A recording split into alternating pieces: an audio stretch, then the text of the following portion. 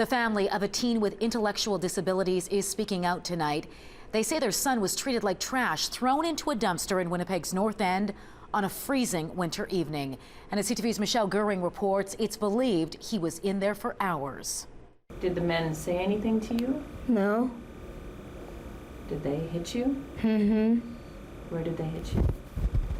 13-year-old Jean-Michel Morrissette doesn't like to talk about what happened to him after school on January 7th. He hasn't told us the whole entire story all at one time. It's been piece by piece. His parents say their son, who lives with an intellectual disability, was on his way home when he was approached by two men.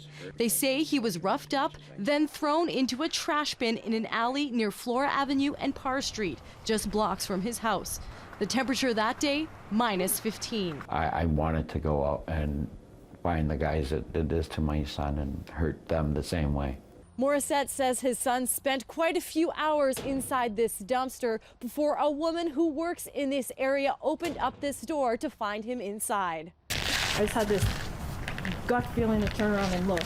Nicole LANGLOIS heard faint cries for help earlier that evening, but didn't know where they were coming from. A few hours later, when she was back in the alley, she decided to check inside the bin. She found Jean-Michel up to his chest in garbage, unable to climb out. All he kept saying was, "Help, they pushed me in here." And I kept trying to talk to him and ask him who, and he didn't talk back to me. After she helped him out, Nicole says Jean-Michel ran off. We owe her a lot. Because if it wasn't for her finding him that night, it could have been worse. Jean-Michel's parents say their son is doing okay and doesn't have any injuries. They hope sharing this story will prevent something similar from happening to anyone else. I hope they find who did this to my son.